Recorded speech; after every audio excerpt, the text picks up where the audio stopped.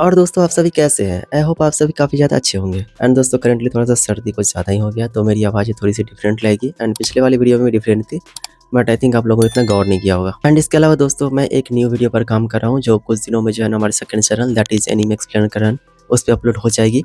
And दोस्तों वो complete series होगी यानी 1 घंटे या उससे ऊपर की भी सीरीज होगी, लेकिन वो सारा पार्ट्स ना उसका एक ही में होगा।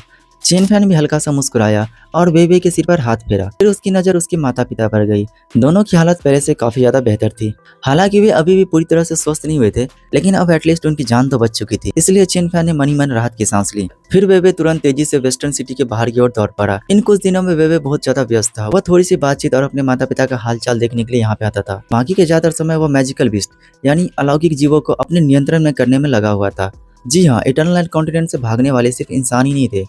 वे सभी अलौकिक जीव जो पहले अलग अलग जगहों पर छिपे रहते थे, अब जाकर इंसानों के साथ वापिस से वेस्टर्न आइलैंड की ओर पलायन कर चुके थे। यार जो भी बोलो, लेकिन अपना वेवे बहुत ही ज़्यादा मेहनती है और लड़ाई में भी बिल्कुल पीछे नहीं हटता है। मुझे आज भी याद है जब पहला वाला घोस्ट किंग हमला किया था तो चिनफैन ने वेवे को जाने से मना किया था, बट वेवे भाई जाकर घोस्ट किंग के सामने एकदम चैलेंज कर रहा था। खैर वेवे को जाते हुए देखने के बाद चेनफैन अपनी जेड की छड़ी का सहारा लेकर उस मध्यम आयु के व्यक्ति के सामने पहुंचा जो अब पूरी तरह से स्वस्थ हो चुका था। आपको किस नाम से पुकारूं सर? मध्यम आयु के व्यक्ति हल्का सा मुस्कुराया। मुझे वह व्यक्ति कहकर बुलाओ। यार ये तो अलग ही नमूना है, इसका कोई नाम ही नहीं है भाई। भाई इसको बोलो रख ले, नहीं तो यार अगले एपिसोड में मैं इसका नामकरण कर दूंगा। चेन फैन ने पूछा, अब आपकी तबीयत कैसी है? थोड़ी कमजोरी है, लेकिन बाकी सब ठीक है। चलो थोड़ा चलते चलते बात करते हैं। जियांगवे डिफेंस लाइन पर चेन फैन और वह मध्यम आयु का व्यक्ति कंधे से कंधे मिलाकर चलते रहे। मौत के मुंह से लौटकर आया वह व्यक्ति एक हाथ पीठ के पीछे रखे मैदान में भाग दौड़ करते हुए इंसानों को देखते हुए धीरे से बोला, अब तुम मेरी पहचान जान चुके हो, जो भी पूछना है पूछ लो। इटर्नल नाइट कॉन्टिनेंट पर इतना बड़ा खतरा आया और हर तरफ तबाही फैली हुई है। ऐसे में फानियो जैसा संगठन होना इस महाद्वीप के लिए बहुत ही ज्यादा सौभाग्य की बात है। चेन फैन चुपचाप चलता रहा। वह बीच बीच में पत्थरों की दीवार को छूकर उसकी ठंडी सतह को महसूस कर रहा था। उसे अब समझ आ चुका था कि उसके साथ चल रहा यह व्यक्ति दरअसल न्यू कॉन्टिनेंट यानी नए महाद्वीप का पूर्व हेवनली दाव था। नए महाद्वीप के नष्ट होने से पहले उसने अपना अस्तित्व कुर्बान कर दिया था और घोस्ट नेस्ट के साथ एक ही समय में नष्ट हो गया था। इसी कारण अब उसकी स्थिति ऐसी हो गई थी जिसे वह खुद भी पूरी तरह से समझ नहीं पा रहा था कि आखिर उसके साथ चल क्या रहा है। वह ना पूरी तरह से हेवनली दाव था और ना ही पूरी तरह से इंसान था। फिर चेनफा ने पूछा, क्या इटर्नल नाइट कॉन्टिनेंट एक प्रथम स्तरीय महाद्वीप है? हाँ, मध्यम आयु के व्यक्ति ने सिर हिलाया। पूरा ब्रह्मांड कितना विशाल है मैं नहीं जानता, लेकिन मैं इतना निश्चित रूप से कह सकता हूँ कि इटर्नल नाइट कॉन्टिनेंट इस विशाल संसार का केवल एक छोटा सा कोना है। जब कोई प्रथम स्तरीय महाद्वीप द्वितीय स्तरीय महाद्वीप बनता है तो इमारतों की अधिकतम सीमा बढ़ जाती है, कई प्रतिबंध हट जाते हैं और काफी उच्च स्तर की नई ब्लूप्रिंट खुल जाती है। उदाहरण के लिए फानियो का हेवनली पिलर समान परिस्थितियों में द्वितीय स्तरीय महाद्वीप के लिए अनलॉक होना चाहिए था। मुझे भी समझ नहीं आता कि फानियो के पास यह कैसे आया। इतना कहकर उसने अजीब नजरों से चेन फैन की ओर देखा। और अभी कुछ देर पहले मैंने इटर्नल नाइट कॉन्टिनेंट में हुए बड़े बदलाव को भी महसूस किया। वह हेवनली दाव कैरन के इस्तेमाल के निशान थे। यह भी द्वितीय स्तरीय महाद्वीप की इमारत है। तुम्हें इसकी अनुमति भी नहीं मिली, फिर यह तुम्हारे पास कैसे आई? चेन फैन कुछ पल के लिए सोचता रहा। अनुमति? मुझे तो कोई अनुमति नहीं मिली। मेरे पैनल पर फ्यूजन लिखा हुआ था और मैंने उसे दबाया और सब अपने आप मिल गया। मुझे तो कोई रोक टोक महसूस ही नहीं हुई। लेकिन अगले पल उसे समझ आ गया कि बाकी लोगों के पास उसके तरह सिस्टम पैनल नहीं है भाई, इसलिए वे फ्यूजन नहीं कर सकते। उसका सिस्टम मानो एक चलता फिरता खुद में हेवनली दाव था और अब लगता था कि उस हेवनली दाव की सारी सुविधाएं पूरी तरह से खुल गई थी। भाई हर सीरीज में यही तो होता है, खुद का सिस्टम होने का एक अलग ही फायदा है। बाकी नॉर्मल लोगों से ना वो एक लेवल ऊपर क्या बहुत ज्यादा ऊपर होता है। आई मीन जमीन आसमान का अंतर होता है। चेन फैन नहीं चाहता था कि उसके सिस्टम वाली बात सबको पता चले, इसलिए उसने तुरंत बात को बदल दी। सर, हेवनली दाव का मुख्य काम और जिम्मेदारी क्या होती है? मध्यम आयु के व्यक्ति ने लंबी सांस ली। अच्छा सवाल है। हेवनली दाव के पास ना भावनाएं होती है और ना ही अपनी कोई चेतना होती है। उसका काम सिर्फ ऊपर और नीचे के बीच का संपर्क बनाए रखना होता है। इस पूरे संसार में एक सर्वोच्च हेवनली दाव मौजूद है। जब कोई महाद्वीप द्वितीय स्तरीय महाद्वीप बनने की सभी शर्तें पूरी कर लेता है तो उस महाद्वीप का हेवनली दाव यह सूचना सर्वोच्च हेवनली दाव को भेजता है। फिर सर्वोच्च हेवनली दाव आशीर्वाद प्रदान करता है और उस महाद्वीप को द्वितीय स्तरीय महाद्वीप में लेवल अप कर देता है। चेन फैन काफी देर तक कुछ नहीं बोला। दोनों जियांगवे रक्षा रेखा पर साथ साथ चल रहे थे। कुछ देर बाद चेन फैन ने फिर पूछा कि सर, इटर्नल नाइट कॉन्टिनेंट को द्वितीय स्तरीय बनाने के लिए क्या क्या शर्तें पूरी करनी होगी? इस बार मध्यम आयु का व्यक्ति तुरंत नहीं बोला। उसने पहले गंभीर नजरों से चेन फैन को देखा और फिर बोला कि प्रथम स्तरीय महाद्वीप से द्वितीय स्तरीय महाद्वीप बनाना आसान नहीं है। सबसे पहले पूरे महाद्वीप के ऊपर एक ही शक्ति का पूर्ण शासन होना चाहिए और उस शक्ति के पास 20 मैक्स लेवल की इमारतें होनी चाहिए। फिर घोस्ट फायर को 10वें स्तर तक पहुंचाना होगा और पूरे संसार पर शासन वाला मिशन पूरा करना होगा। इन सभी शर्तों के बाद ही महाद्वीप द्वितीय स्तर पर पहुंच सकता है। फिर चेन फैन ने बहुत सी कोर ली, लेकिन सर फानियो तो नए द्वीप पर पहुंच चुका था और उसने ये सारी शर्तें भी पूरी कर ली थी। फिर नया महाद्वीप द्वितीय स्तर का क्यों नहीं बना? मध्यम आयु का व्यक्ति हल्के से मुस्कान के साथ बोला, हाँ, उस महाद्वीप का पहले ही एक नाम था। उसका नाम नया महाद्वीप नहीं है, दरअसल उसका नाम था तियांची महाद्वीप। सामान्य रूप से उसे समुच्च द्वितीय स्तरीय महाद्वीप बन जाना चाहिए था। लेकिन क्या तुम भूल गए कि मैंने अभी क्या कहा था? किसी महाद्वीप को लेवल अप करने वाला सर्वोच्च हेवनली दाव होता है और पहले स्थानीय हेवनली दाव को यह सूचना ऊपर भेजनी पड़ती है, तभी लेवल अप होता है। अगर वहाँ कोई सूचना भेजने वाला ही ना हो तो लेवल अप कैसे होगा? तियांची महाद्वीप अपने हेवनली दाव को पहले ही खो चुका था और उसका वही हेवनली दाव आज तुम्हारे सामने खड़ा है। कुछ जातियां और महाद्वीप अलग अलग कारणों से अपने हेवनली दाव को खो देते हैं। ऐसी जातियां जड़विहीन जातियां कहलाती है। जड़विहीन का मतलब उसका कोई नींव ही नहीं है। देखा जाए तो हमारे नींव हमारे पूर्वज है और अगर वे सभी मिट जाए तो हम लोग अनाथ कहलाएंगे और हम लोग भी एक तरह से जड़विहीन ही कहलाएंगे। खैर, उनकी उपलब्धियां की रिपोर्ट ऊपर कोई नहीं भेजता, इसलिए जिन जातियों ने अपना हेवनली दाव खो दिया वे किसी भी कीमत पर दूसरे महाद्वीप पर कब्जा करना चाहती है, क्योंकि किसी दूसरे महाद्वीप पर कब्जा करने के बाद ही उनका नया हेवनली दाव जन्म ले सकता है और तभी उन्हें फिर से इस संसार द्वारा स्वीकार किया जाता है। चेन फैन ने सिर हिलाया। अब उसे लगभग सब समझ आ चुका था। तो घोस्ट नेस्ट भी ऐसा ही है? नहीं, मध्यम आयु के व्यक्ति ने गंभीरता से सिर हिलाया।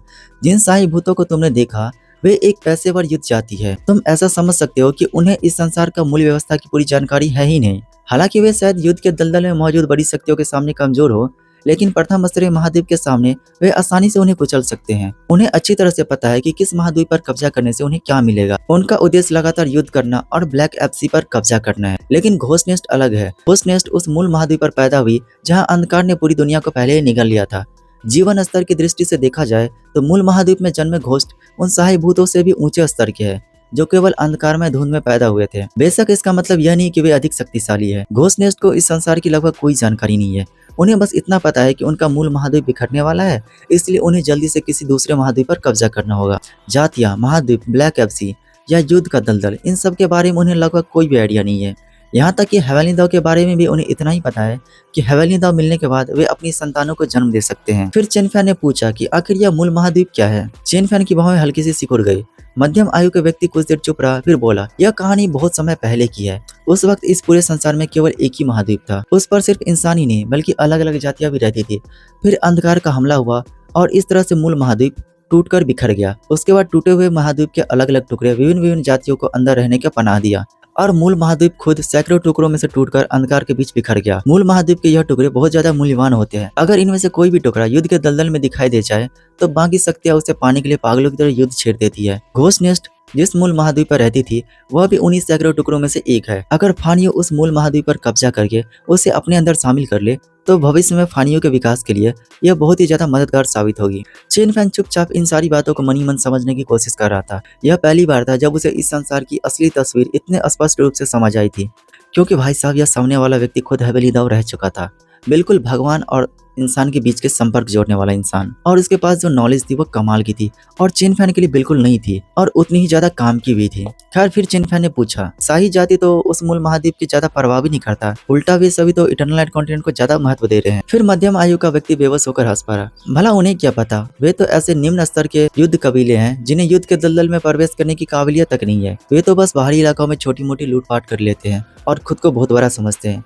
भला उन गधों को मूल महाद्वीप जैसी चीजें क्या ही समझ में आएगी। चेन फैन ने फिर पूछा, एक सवाल और, यह युद्ध का दलदल आखिर क्या चीज है? मध्यम आयु का व्यक्ति एक पल के लिए यादों में खो गया, फिर धीरे से बोला, वह एक अत्यंत अराजक स्थान है। उसे शब्दों में समझाना बिल्कुल भी आसान नहीं है। वहाँ फानियों का हेवनली पिलर और हेवनली दाव कैनन सिर्फ सामान्य परीक्षण हथियार माने जाते हैं। मतलब वहाँ उसकी इतनी ज्यादा वैल्यू नहीं है और उनका आमने सामने टकराना वहाँ बहुत ही ज्यादा नॉर्मल बात है। लेकिन एक खास बात है कि वहाँ इस्तेमाल होने वाली हेवनली दाव कैनन 10वें स्तर की नहीं होती है, बल्कि 20वें या 30वें स्तर की हेवनली दाव कैनन होती है। हर दिन नई जातियां और नए महाद्वीप उस युद्ध में शामिल होते हैं और हर दिन कुछ जातियां और कुछ महाद्वीप पूरी तरह से खत्म हो जाते हैं। जो भी एक बार उस युद्ध के दलदल में उतर जाए वह दलदल की तरह उसमें धंसता ही चला जाता है और फिर वहां से बच के बाहर निकलना बहुत ही ज्यादा कठिन हो जाता है। अगर कोई महाद्वीप युद्ध के दलदल में प्रवेश करना चाहता है तो सबसे पहली शर्त है कि उसे द्वितीय स्तर की महाद्वीप होनी चाहिए और महाद्वीप की पूरी सीमा पर एक संपूर्ण डिफेंस लाइन बनी हो। साथ ही पूरी डिफेंस लाइन 20वें स्तर की होनी चाहिए, तभी उसे प्रवेश करने की अनुमति मिलती है, वरना वे सभी अंदर जाते ही दूसरे के युद्ध की चपेट में आकर उनका तुरंत जनाजा उठ जाएगा। हो सकता है कोई उस पर हमला ना भी करे, फिर भी वह उसके अंदर जाते ही अपने आप नष्ट हो जाएगा। फिर चेन फाई ने तुरंत एक छिपी हुई बात को पकड़ लिया कि क्या महाद्वीप भी चल सकते हैं। बिल्कुल, वह मध्यम आयु का व्यक्ति मुस्कुराया। जब कोई महाद्वीप द्वितीय स्तर पर पहुंच जाता है तो रहस्यमय स्वर्ग प्रेरक नाम की एक नई भवन रूपरेखा खुलती है। उसके बाद उस महाद्वीप पर जब भी कोई इंसान या कोई इमारत घोस्ट को मारती है तो उस ब्लूप्रिंट के गिरने की संभावना रहती है। अगर महाद्वीप की सीमा पर बड़ी संख्या में रहस्यमय स्वर्ग प्रेरक लगा दिए जाए तो पूरा महाद्वीप चलने लगता है। ओके ठीक है, समझ गया। चेन फाई ने सिर हिलाया। उसे अचानक एहसास हुआ कि वह व्यक्ति उसकी कल्पना से भी अधिक महत्वपूर्ण और ज्ञानी बाबा था। वह एक ऐसा हेवनली दाव था जिससे कभी भी सीधे बात की जा सकती थी और कुछ भी पूछा जा सकता था। उस घंटी की तरह नहीं था कि कुछ भी पूछो तो कमीना भाव खाने लगता था। फिलहाल ऐसी सुविधा किसी और जाति या महाद्वीप के पास नहीं थी। चेन फाई ने फिर से पूछा कि आखिर यह थंडर सी रीजन क्या है। मध्यम आयु के व्यक्ति ने असहाय होकर सिर हिलाया। इसके बारे में मुझे सच में कुछ नहीं पता है।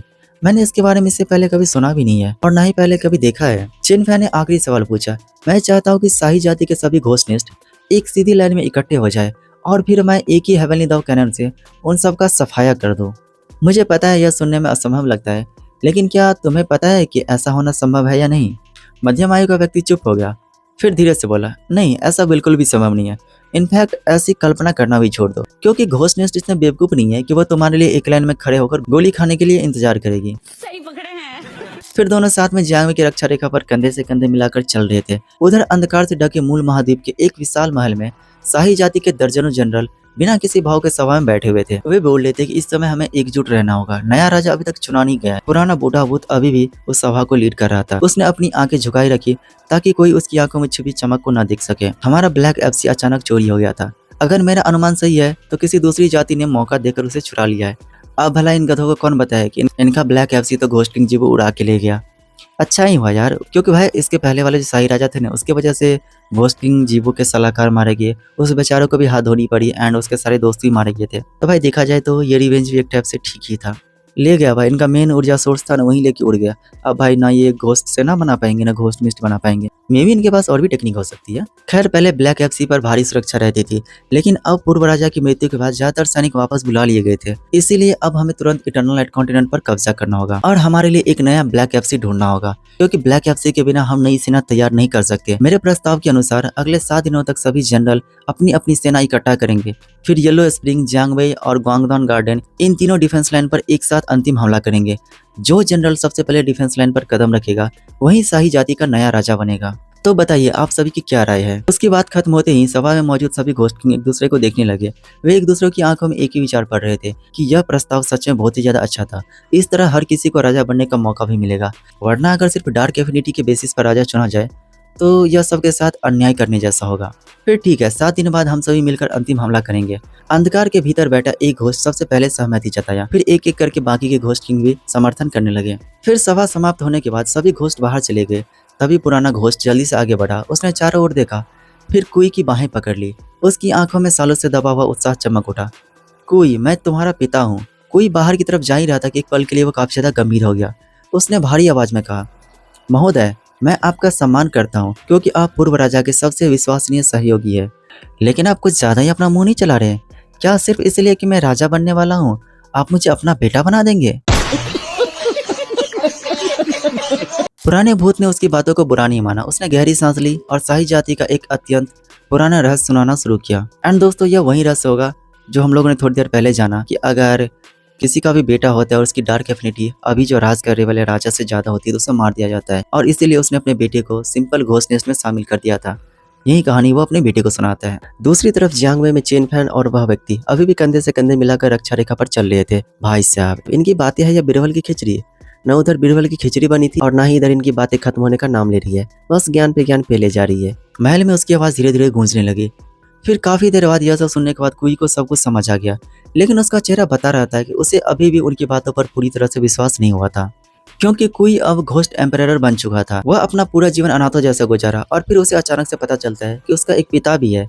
उसके लिए स्वीकार करना सच में आसान नहीं था, लेकिन अब उसे एक बात समझ आ गया था कि परीक्षण के दौरान पूर्व राजा का सबसे विश्वसनीय सहयोगी उसके प्रति इतना खास व्यवहार क्यों कर रहा था। पुराने भूत ने धीरे से कहा, फिलहाल तुम्हें मुझे पिता कहने की जरूरत नहीं है। सबसे महत्वपूर्ण बात, शाही जाति का मनोबल बनाए रखना है। मैं तुम्हारी पूरी मदद करूंगा। हम सबसे पहले फानियों के डिफेंस लाइन पर कदम रखेंगे, तब बाकी घोस्ट के पास कुछ कहने का कोई अधिकार भी नहीं रहेगा कि मैंने तुम्हारे सपोर्ट किया है। ठीक है। कुई की आंखों में एक दृढ़ संकल्प चमक उठा और उसने धीरे से सिर हिलाया। जरूर। मध्यम आयु के व्यक्ति ने शांत स्वर में कहा, चेन फैन, मुझे फानियों की वर्तमान स्थिति के बारे में पूरी जानकारी नहीं है, लेकिन तुमने जो प्रस्ताव अभी रखा था उसे सुनकर मेरे मन में एक उपाय आया है। तुम फानियों की वास्तविक स्थिति के अनुसार देखना कि यह योजना लागू हो सकती है या नहीं। अगर हम शाही जाति और घोषनेस दोनों का ही सफाई कर दे तो हमारे पास इस महाद्वीप के विकास के लिए बहुत ही ज़्यादा समय मिल जाएगा, क्योंकि भविष्य में हमारे सामने और भी नए नए खतरे आने वाले हैं और अभी फानियो उतना भी ज्यादा शक्तिशाली नहीं हुआ है। शाही जाति मूल महाद्वीप में जन्मे घोष नहीं है। मूल महाद्वीप का अंधकार उनके लिए बहुत ही ज्यादा अधिक घना है, इसलिए वे ज्यादातर समय तक इंतजार नहीं करेंगे, वे जल्दी अपना अंतिम हमला करेंगे। एक और बात दोस्तों, जब मैं कॉन्टिनेंट बोलता हूँ तो उसका हिंदी होता है महाद्वीप, तो मैं कहीं कहीं कॉन्टिनेंट बोल देता हूँ और कहीं कहीं महाद्वीप बोल देता हूँ, तो आप लोग कंफ्यूज मत होइएगा, बाकी एडजस्ट कर लीजिएगा। फिर वह बोलता है कि मैं इटर्नल लाइट कॉन्टिनेंट के हेवनली दव से बात करूंगा, उसे खुद को नष्ट करने के लिए मनाऊंगा। महाद्वीप को खत्म कर सिर्फ थोड़ी सी जमीन छोड़ी जाएगी जहां बड़ी संख्या में घोस्ट इकट्ठा हो जाएंगी। फिर मैं अपनी बची हुई शक्ति भी जला दूंगा और फिर अपने आप को बलिदान करके इटर्नल लाइट कॉन्टिनेंट के आसपास के सभी समुद्र को दबा दूंगा, ताकि कुछ समय तक घोस्ट नेस्ट समुद्र में ना भाग सके। ऐसे सिचुएशन में सभी घोस्ट नेस्ट उसी बची हुई जमीन पर फंस जाएगी। उस वक्त फानियो अपने हेवनली दाव कैनन की मदद से एक ही बार में उनका सफाया कर सकता है और इस तरह इस समस्या का अंत भी हो जाएगा। लेकिन इस योजना की सफलता के लिए एक जरूरी शर्त है। फिलहाल इटर्नल लाइट कॉन्टिनेंट के पास अभी 2 हेवनली दव है। अगर यह योजना सफल हो गई तो संपूर्ण संसार पर शासन मिशन के लिए जरूरी घोस्ट फायर की मात्रा भी काफी कम हो जाएगी और जब हेवनली दव का आशीर्वाद मिलेगा तो इटर्नल लाइट कॉन्टिनेंट के बिखरे हुए हिस्से भी वापस से अपने आप बन जाएंगे। ऐसा होते हुए तुम नई महाद्वीप पर काफी बार देख चुके हो। चेन फैन धीरे से सिर हिलाया और बोला, मैं आपको मरने नहीं देना चाहता। मध्यम आयु का व्यक्ति मुस्कुराया, बस तुम आने वाली कुछ और घोस्ट राइड को रोक लो, एक दिन ऐसा आएगा कि हम खुद पलटवार करेंगे। फिर वह हल्का सांस और बोला, रुको, मेरी बात अभी खत्म नहीं हुई है। बात ऐसी है कि मेरी हेवनली दव की तीनों ब्लड एसेंस पूरी तरह जल चुकी है। मैं अभी जैसे तैसे ही जिंदा हूँ, इसलिए ज़्यादा से ज़्यादा 3 महीने और जीवित रह सकता हूँ। लेकिन अगर हमारी योजना सफल रही तो इटर्नल लाइट कॉन्टिनेंट पर नया हेवनली दव जन्म लेगा और उसके बनने की प्रक्रिया में मेरी बची हुई आत्मा भी उसमें समा जाएगी। तब मैं इटर्नल लाइट कॉन्टिनेंट का नया हेवनली दव बन जाऊंगा। चेन फैन काफी देर तक चुप रहा, फिर उसने पूछा, वैसे किन शर्तों पर कोई महाद्वीप नया हेवनली दव बना सकता है? फानियों ने नए महाद्वीप को एकजुट कर लिया था, फिर भी वहां नया हेवनली दव पैदा नहीं हुआ। मध्यम आयु का व्यक्ति शहर की दीवार पर खड़ा दूर खेलते हुए मगरमच्छ को देखता रहा। फिर वह बोला कि किसी महाद्वीप पर हेवनली दव बनने के लिए पर्याप्त समृद्धि होनी चाहिए।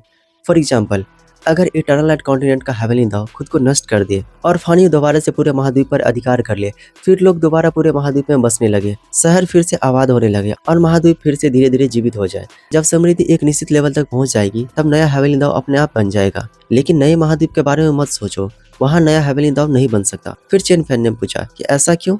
मध्यम आयु का व्यक्ति बोला, क्योंकि वहाँ रहने वाले लोग उस महाद्वीप के मूल निवासी नहीं है, वे दूसरे महाद्वीप से पलायन करके आए हुए लोग हैं, इसीलिए उनकी आबादी समृद्धि में नहीं गिनी जा सकती। अब उसे पूरी बात समझ आ चुकी थी। किसी महाद्वीप पर हेवनली दव बनने के लिए पर्याप्त समृद्धि होनी चाहिए और वहाँ रुकने वाले लोग उसी महाद्वीप के मूल निवासी भी होनी चाहिए।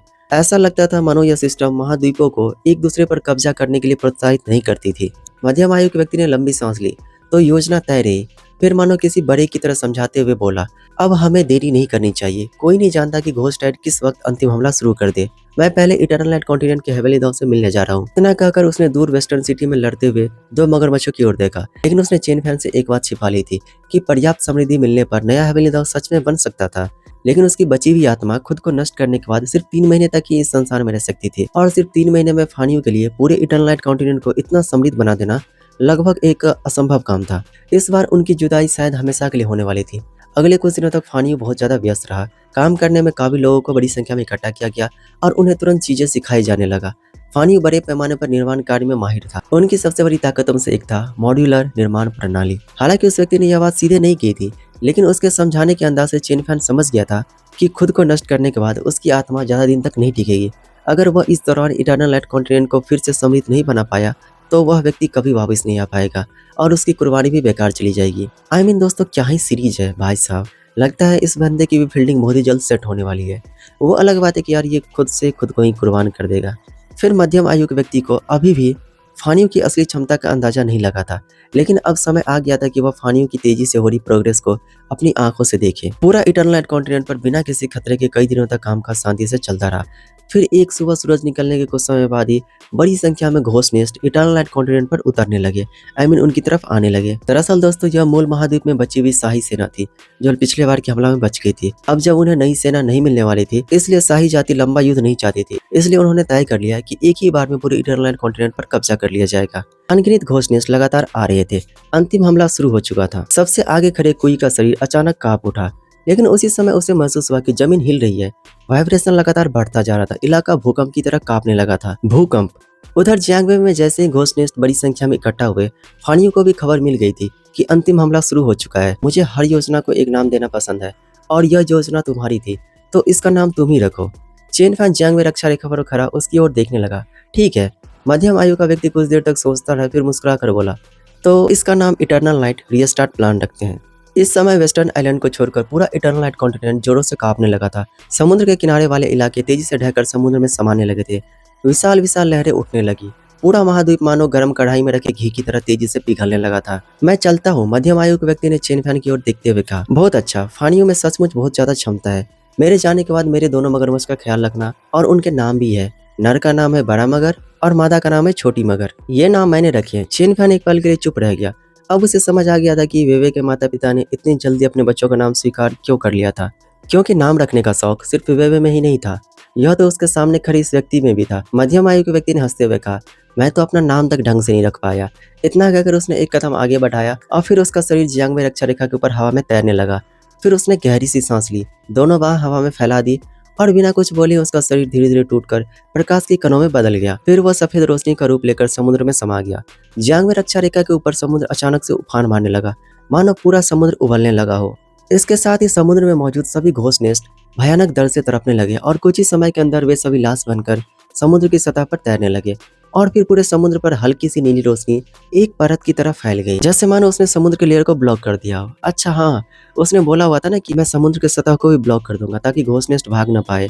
दरअसल फिलहाल ये वही काम कर रहा है। उसने मार भी दिए और साथ ही सतह को भी ब्लॉक कर दिया कि वहां से भाग ना पाए। खैर चेन फैन चुपचाप यह सब देख रहा था। फिर वह मुड़ा और अपने पास बने टेलीपोर्टेशन एरिया की ओर बढ़ गया। दरअसल यह उसका युद्ध क्षेत्र नहीं था, उसका असली लड़ाई तो येलो स्प्रिंग क्षेत्र में होने वाला था।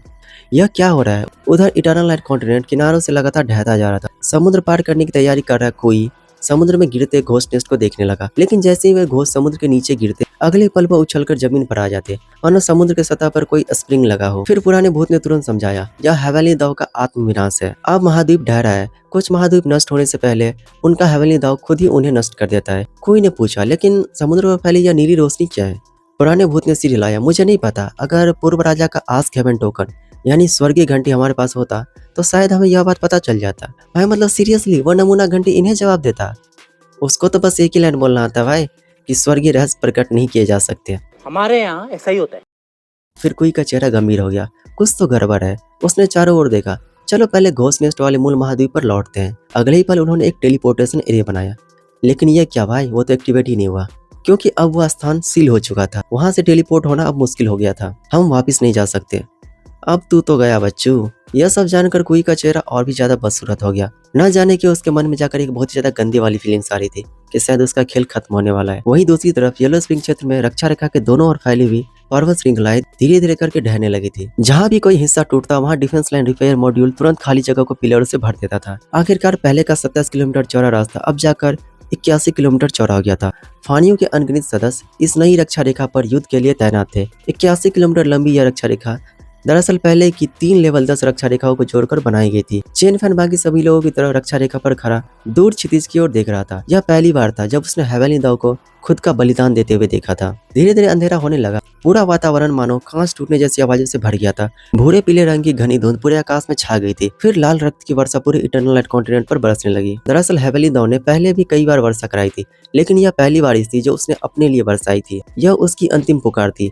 एक एक करके पहाड़ ढहने लगे, फिर झीलें उफड़ने लगी, पूरा महाद्वीप टूटने लगा। धरती पर अनगिनत दरारें उभर आई। जमीन के बड़े बड़े टुकड़े समुद्र में डूबते चले गए और बड़ी संख्या में घोस्ट नेस्ट उन बचे हुए जमीन टुकड़ों पर धकेल दिए गए। शाम होने तक लगभग पूरा दिन बीत चुका था और इटर्नल नाइट कॉन्टिनेंट पूरी तरह से ढह चुका था। अब जो हिस्सा बचा था वह एक लंबे और बेहद सीधा पुल जैसा दिखाई दे रहा था। पूरा भूमि एक सीधी पट्टी के रूप में बची थी और उसी सीधे भूमि पर अनगिनत घोस्ट नेस्ट ठूस ठूस कर भरे हुए थे। तो देख लिया दोस्तों, चेन फैन यही करना चाहता था, सभी घोस्ट नेस्ट को एक लाइन में खड़ा करके उसे एक साथ मिटाना चाहता था और उस मध्यम आयु के व्यक्ति की वजह से फाइनली ऐसा होने जा रहा था। इनफैक्ट दोस्तों, उसने खुद ही बोला था कि ऐसा करना पॉसिबल नहीं है, लेकिन उसने ऐसा करके दिखा दिया था। खैर फिलहाल फानियों की येलो स्प्रिंग रक्षा रेखा पर 5 मैक्स लेवल की हवेली दाव कैनन शांति से खड़ी थी, वो भी एक सीधी लाइन में लगाई हुई थी। चेन फैन यह दृश्य देखकर धीरे से बुदबुदाया। आखिरकार वे सब एक सीधी लाइन में खड़े हो ही गए। 2 हवेली दाव के आत्म बलिदान ने इस असंभव योजना को फाइनली संभव बना दिया था। अनगिनत घोस्ट नेस्ट फिलहाल एक सीधे पट्टी वाली जमीन पर पूरी तरह से इकट्ठा हो चुके थे। चेन फैन तभी एक बूढ़ा घोस्ट डर से कांपता हुआ एक घोस्ट एम्परर के कंधे पर बैठा तेजी से पहुंचा। रक्षा रेखा के सामने पहुंचते वो नीचे कूद पड़ा, दोनों घुटने के बल बैठ गया और जोर से चिल्लाने लगा कि फायर मत करो, प्लीज हमें एक मौका दे दो, हमें यहाँ से जाने दो, हम जिंदगी भर इटर्नल लाइट कॉन्टिनेंट पर दोबारा कदम भी नहीं रखेंगे, बाकी सभी घोस्ट को तुम रख लो, बस मुझे और मेरे बेटे को यहाँ से जाने दो। कितना ही स्वार्थी बुढ़ा है वे। बदले में मैं तुम्हें बताऊंगा कि द्वितीय स्तरीय महाद्वीप बनने की शर्तें क्या है। तुम्हें यह बात जरूर से पता नहीं होगी। क्या तुम द्वितीय स्तरीय महाद्वीप नहीं बनाना चाहते? सिर्फ द्वितीय स्तरीय पर पहुंचने के बाद ही तुम सचमुच इस संसार की बड़ी शक्ति बनोगे। शुरुआत में उसे समझ नहीं आया कि आखिर यह सब क्या हो रहा है, लेकिन अब जब हालात यहाँ तक पहुंच चुके थे तो हर घोस्ट समझ चुका था कि आगे क्या होने वाला है। इस समय वे सब मानो फांसी के तख्त पर खड़े थे और जल्लाद किसी भी पल लीवर गिरा सकती थी। इन शॉर्ट समझ लो भाई, उनके एक पैर तो कब्र में थे, बस धक्का लगाने की देरी थी। चेन फैन शहर की दीवार पर खड़ा चुपचाप यह सब देखता रहा। उसने एक शब्द भी नहीं कहा, लेकिन दीवार के भीतर लगी तांबों की पाइपों में ठंडी सफेद ऊर्जा तेजी से बह रही थी। हेवेली द कैनन चार्ज होना शुरू हो चुका था। अब ज्यादा से ज्यादा घोस्ट किंग घोस्ट नेस्ट से बाहर निकलकर घुटनों के बल जान की भीख मांगने लगे। वे धीरे धीरे रक्षा रेखा की ओर करीब आते गए, लेकिन आखिरकार एक घोस्ट वेनरेबल रक्षा रेखा के केवल 300 मीटर की दूरी पर आकर रुक गया। अचानक उसकी आंखों में भयानक हत्या की चमक उभर आई। फिर उसका शरीर बिजली की गति से आगे बढ़ा और पलक झपकते ही वह रक्षा रेखा के सामने पहुंच गया। उसने अपने हाथों का विशाल हथौड़ा उठाया और पूरी ताकत से रक्षा रेखा पर दे मारा। सिर्फ एक ही बार में लेवल 10 की रक्षा रेखा की अनगिनत ईंटें चकनाचूर होकर गिर गई। पूरा दीवार गहरी दरार से फैल गई। लगभग 30 मीटर गहरा विशाल गड्ढा बन गया। बस कुछ और बार और वह लेवल 10 की रक्षा रेखा मानो तुरंत गिर जाएगी। पीछे घुटनों पर बैठे दया की भीख मांग रहे सभी घोस्ट किंग, उनकी आंखों में अचानक खून भरी चमक उभर आई। वे ठहाका लगाते हुए पूरी रफ्तार से रक्षा रेखा की ओर दौड़ पड़े। शाही जाति ने आज तक अनगिनत युद्ध लड़े थे और इतने बड़े संकट में भी उन्होंने बचने का एक मौका ढूंढ ही लिया था। क्योंकि हेवेली द कैनन को पूरी तरह चार्ज होने में समय लगता था, अगर उसके चार्ज होने से पहले वे रक्षा रेखा को तोड़ दे तो इस सिचुएशन को पलटा जा सकता था। इस जीवन मरण के समय में शाही जाति पहली बार पूरी तरह से एकजुट हो गई। अनगिनत घोस्ट किंग अपनी जान की परवाह किए बिना रक्षा रेखा की ओर टूट पड़े। उनके पीछे पूरी घोस्ट भी पागलों की तरह दौड़ने लगी। उन सभी का लक्ष्य केवल एक ही था, फानियों की येलो स्प्रिंग डिफेंस लाइन को तोड़ना। एंड दोस्तों, यह सब देखकर चेन फैन मन ही मन सोच रहा होगा। खैर दोस्तों, ऐसी हरकतों के बाद अब इनका जनाजा उठना तो पक्का है, क्योंकि जब पहले जान पर आई तो ये जान की भीख मांगने लगे और जब उन्हें लगता है कि हम लोग डिफेंस लाइन को तबाह कर सकते हैं तो वे लोग हमला करने लगे। लेकिन दोस्तों, यह क्या, अभी टूटी हुई रक्षा रेखा तेजी से अपने आप मरम्मत होने लगी और कुछ ही समय के भीतर वह फिर से पहले जैसे बिल्कुल ठीक हो गई। चेन फैन शहर की दीवार पर खड़ा बिना किसी भाव के दीवार के बाहर उमड़ती घोस्ट को देख रहा था। वहां पर घोस्ट नेस्ट की संख्या इतनी ज्यादा थी कि किसी का भी दम घुट जाए। शाही जाति ने वाकई आखिरी मौका ढूंढ लिया था, लेकिन उसी समय हेवेली द कैनन पूरी तरह से चार्ज हो चुका था। एंड दोस्तों, अब बनेगा इन सभी का बैगन भरता। चेन फैन कुछ पल के लिए शांत खड़ा रहा और फिर धीरे से बोला, तेरा क्या होगा कालिया? सारे के सारे नष्ट हो जाओ। अगले ही पल पूरा आकाश अंधेरे में डूब गया। रक्षा रेखा पर खड़ी 5 मैक्स लेवल की हेवेली द कैनन एक साथ एक्टिवेट हो गई थी। 5 विशाल खतरनाक अग्नि वाले प्रकाशीय स्तंभ क्षण भर में शहर के बाहर मौजूद पूरे घोस्ट को बिना ढकार लिए ही निकल गया था। दहकती हुई वे 5 किरणें पूरे बचे हुए महाद्वीप पर फैल गई। जिस भी घोस्ट को उस प्रकाश ने छुआ वह असहनीय दर्द में तड़पने लगा। घोस्ट किंग से नीचे स्तर के सभी घोस्ट क्षण भर में राख बन गए। यही था power of heavenly the canon. सभी जीवों का विनाश, आकाश और धरती एक साथ समाप्त हो। अगर ईश्वर का कोई नाम होता तो शायद उनका नाम हेवेली द कैनन ही होता। यह वही इमारत थी जिसे केवल द्वितीय स्तरीय महाद्वीप बनने के बाद ही प्राप्त किया जा सकता था, और आज उसने पहली बार अपनी वास्तविक भयानक शक्ति दिखाई थी। यह कोई युद्ध नहीं था, यह पूर्ण विनाश था। उन अस्तित्व का विनाश जिन्हें इटर्नल लाइट कॉन्टिनेंट पर नहीं होना चाहिए था। कुछ ही क्षण बाद वह प्रचंड रोशनी धीरे धीरे करके गायब होने लगी। फिर काफी देर बाद सबकी आंखें दोबारा समान रोशनी में देखने लायक हो गई थी, क्योंकि कुछ ही देर पहले उन सभी ने बहुत ही ज्यादा तेज रोशनी का सामना किया था। लंबी सीधी भूमि पर घोस्ट मिस्ट का एक कण भी बाकी नहीं बचा था। खून और मांस का नामो निशान तक नहीं था। पूरा क्षेत्र पूरी तरह से शुद्ध हो चुका था। आई नो दोस्तों, ये सभी जो घोस्ट नेस्ट मारे गए वो एक नंबर के नीच थे, लेकिन फिर भी भगवान इनकी आत्मा को शांति दे। फिलहाल के लिए बस जमीन पर अनगिनत घोस्ट स्टोन थे और बहुत सारे खजाने बिखरे पड़े थे। फाइनली यह युद्ध समाप्त हो चुका था। तो दोस्तों फिलहाल के लिए इस पार्ट को यहीं पे खत्म करते हैं। एंड दोस्तों मैंने जैसे कि आप लोग को बताया कि दोस्तों मैं एक नई सीरीज पे काम कर रहा हूँ, बहुत जल्द आएगी। एंड दोस्तों इसलिए आप सभी चैनल पे नए हैं तो प्लीज वीडियो को लाइक करके दोनों चैनल यानी एक्सप्लेनर करण और एनीमे एक्सप्लेनर करण दोनों को सब्सक्राइब करके नोटिफिकेशन बेल को ऑल पर सिलेक्ट कर लीजिए, क्योंकि दोस्तों अगला वीडियो जो है वो एनीमे एक्सप्लेनर करण चैनल पर ही आएगा। तो दोस्तों मैं मिलता हूँ अगले 2-3 दिनों में उस नई वीडियो के साथ। तब तक के लिए love you, take care and bye bye.